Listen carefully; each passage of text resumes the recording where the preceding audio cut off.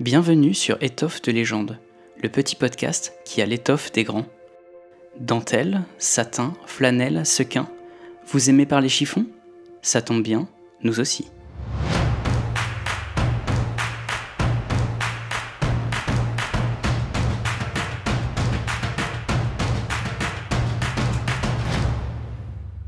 Qu'il soit porté par habitude, par nécessité ou par désir de plaire, le soutien-gorge est un vêtement omniprésent dans notre société.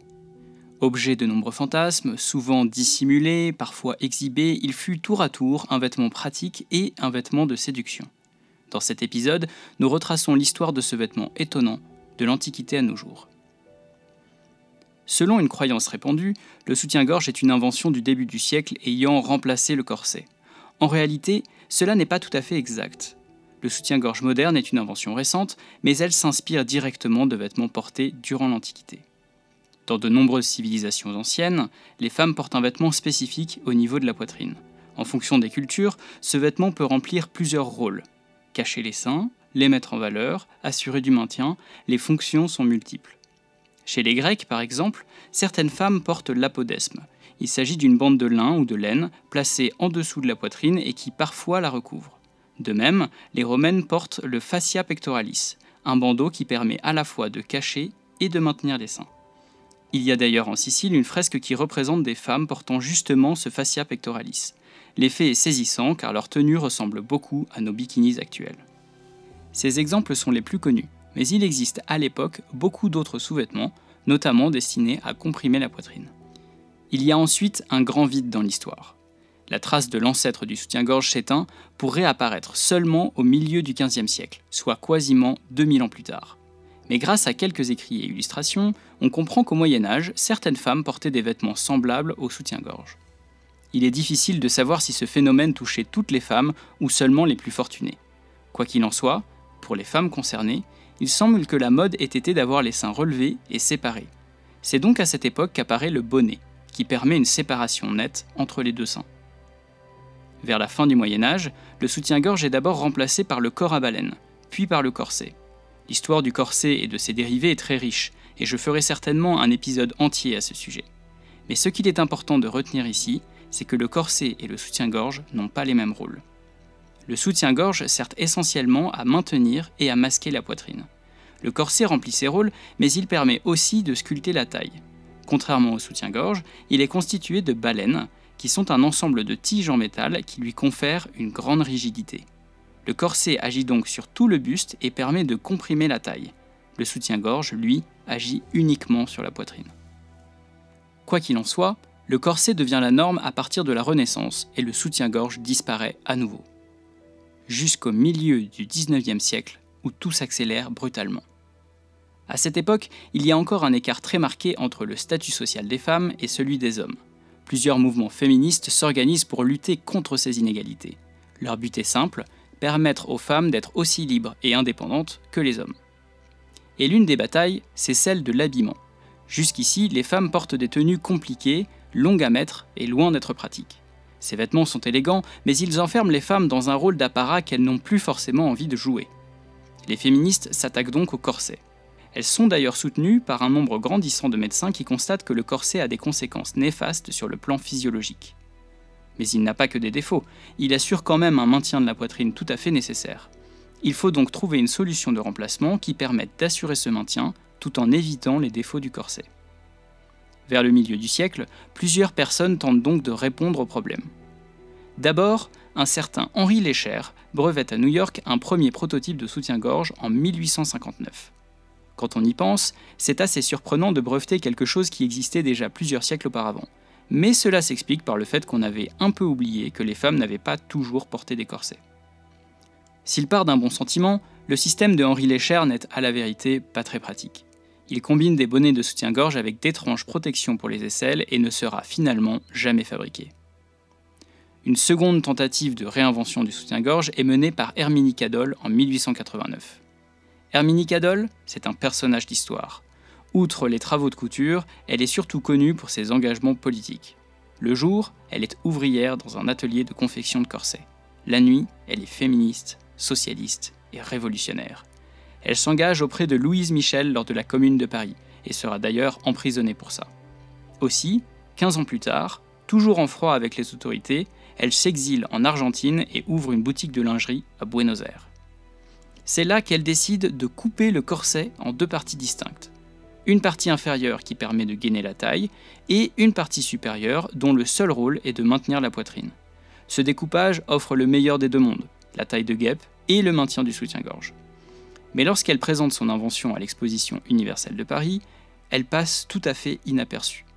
Son modèle, qu'elle a nommé le bien-être, est un échec commercial. Mais cela ne l'empêche pas de revenir à Paris pour créer une boutique de lingerie, qui sera d'ailleurs un succès puisqu'elle existe encore aujourd'hui.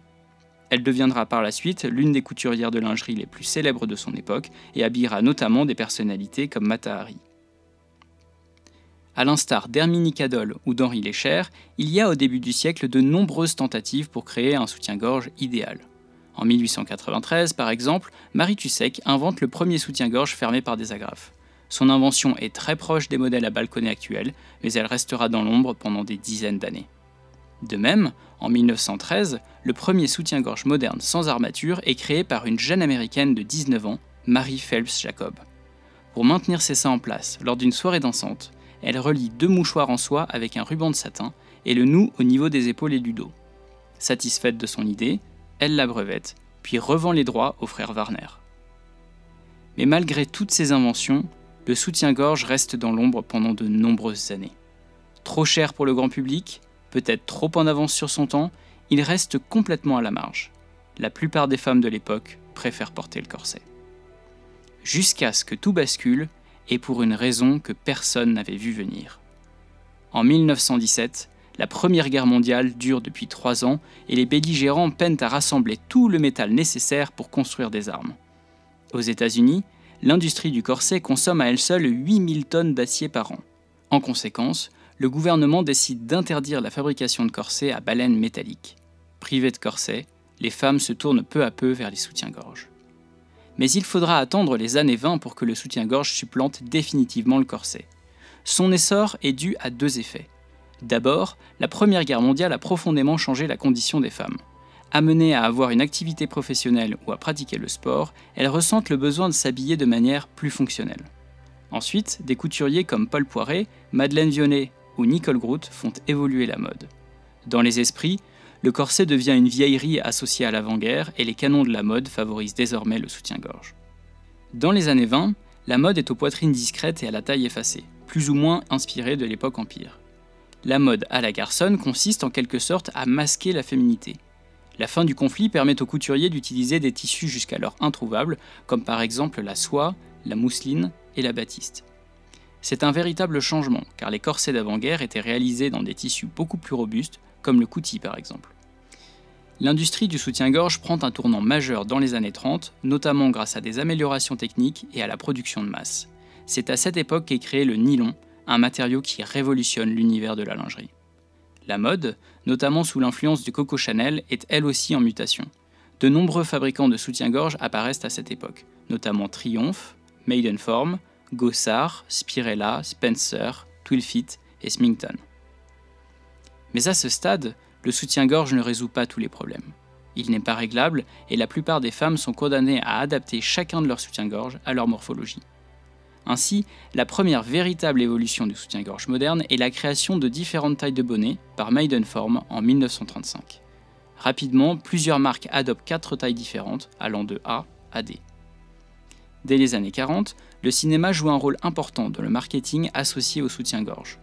Des films restés célèbres, comme par exemple Le Hors-la-Loi de Howard Hughes, font naître la mode glamour et le look pin-up. De nouvelles formes de soutien-gorge fleurissent dès la Libération. En 1948, Fredericks of Hollywood crée notamment le premier push-up, conçu pour offrir un décolleté plongeant. En 1949, Maidenform introduit le chassonnette, ce soutien-gorge pigeonnant en forme d'obus qui sera très populaire dans les années 50. De nombreuses innovations apparaissent dans les années suivantes, comme par exemple le soutien-gorge invisible. Les modèles se diversifient via l'utilisation de dentelles ou de cotons imprimés. Dans les années 60, l'apparition du lycra bouleverse le monde de la lingerie. Très élastique, le lycra permet de créer des soutiens-gorge qui épousent la forme du corps et assurent un meilleur soutien. Cette invention conduira dans les années 70 à l'invention de la brassière de sport, initialement développée pour la course à pied. Mais les années 60 sont aussi le berceau des mouvements hippies et pacifistes.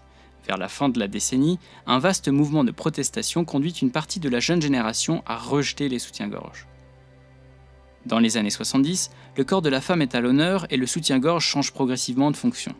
Initialement destiné à maintenir la poitrine de la manière la plus discrète possible, il se fait de plus en plus visible. De nouvelles formes sont créées, notamment le soutien-gorge ampliforme et le soutien-gorge à coque. En 1977, un certain Roy Raymond cherche à résoudre un problème de taille. Il meurt d'envie d'acheter de la lingerie à sa femme, mais il n'ose pas entrer dans les boutiques spécialisées.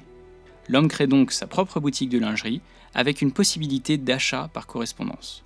L'entreprise se développe et deviendra l'une des enseignes les plus connues dans le monde de la lingerie, Victoria's Secret. La lingerie de séduction continue à se développer dans les années 90, notamment via l'apparition des célèbres leçons de séduction de la marque Obad, une série d'affiches publicitaires ayant eu un retentissement sans précédent. C'est la naissance du prêt-à-séduire, une gamme de lingerie dont le but est clairement sensuel. Enfin, depuis quelques années, certaines femmes font le choix de ne plus porter de soutien-gorge. Certaines considèrent qu'il est inutile, voire néfaste. Pour d'autres, abandonner le soutien-gorge fait partie du militantisme féministe. L'histoire du soutien-gorge est inextricablement liée au statut social de la femme. Tour à tour utilisé pour soutenir, couvrir, révéler ou modifier l'apparence de la poitrine, l'évolution du soutien-gorge est révélatrice d'une société en perpétuel changement. Au cours du siècle dernier, le soutien-gorge a dépassé son rôle pratique pour devenir à la fois un vecteur d'expression politique et l'un des principaux outils du prêt-à-séduire.